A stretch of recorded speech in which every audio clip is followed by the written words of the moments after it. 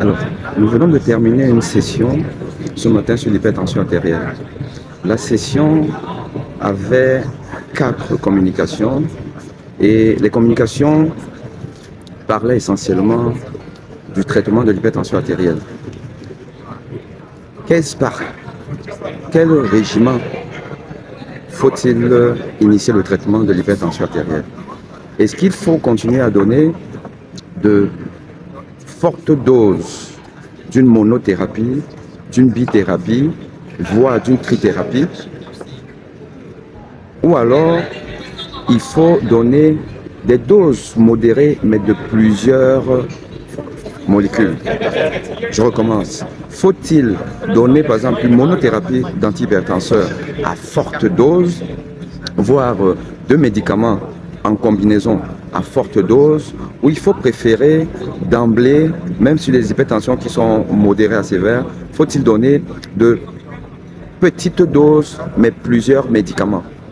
Et une étude a donc démontré qu'il vaut mieux donner des doses modérées, mais de plusieurs médicaments, au minimum 3 médicaments, voire 4. Car l'hypertension artérielle a un mécanisme polyfactoriel.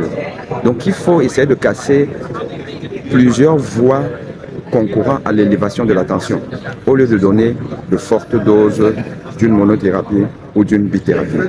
Donc ça, c'est la leçon d'une des études que nous allons détailler plus tard. Il y a eu une étude qui a parlé de le temps, la période du nictémère où on devrait prendre le médicament.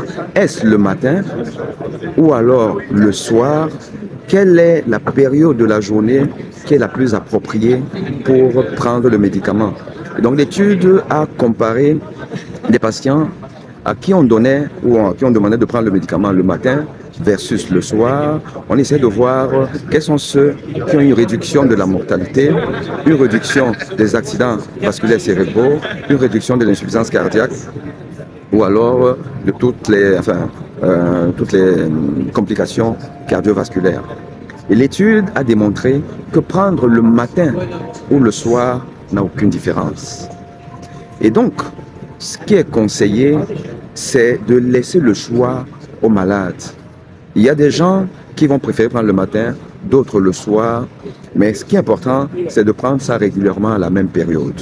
À la même période, ça ne veut pas dire à la même minute, à la même heure, mais à la même période. Il n'y a pas de différence. Et il y a eu, donc par exemple, une étude nigériane, Véronica, qui a démontré que la triple thérapie en une molécule, la triple thérapie est meilleure que le protocole standard qui consiste à donner d'abord une molécule. Après le malade, il n'est pas équilibré. Et un mois après, on ajoute une deuxième molécule. Un mois après, on ajoute une troisième molécule. Donner directement 3 médicaments.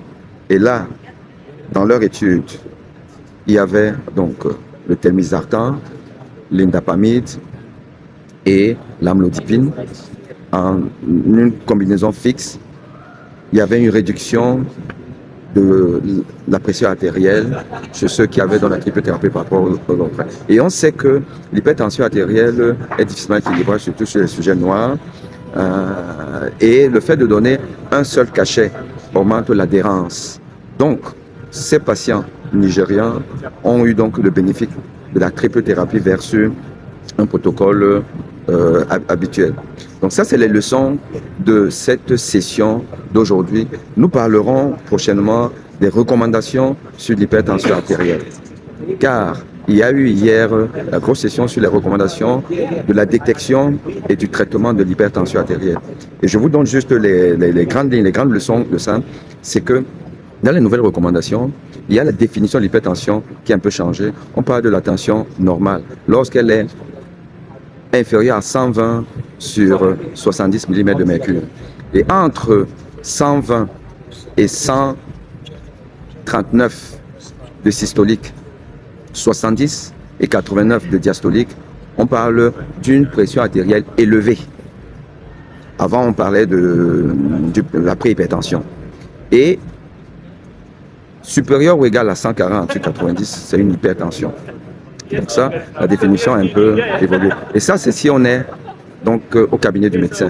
La définition de la pression artérielle ambulatoire est un tout petit peu différente, mais nous reviendrons sur ça.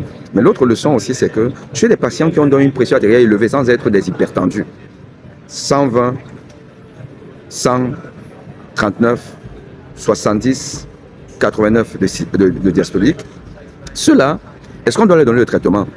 Non d'emblée. Mais il faut tenir compte des facteurs de risque.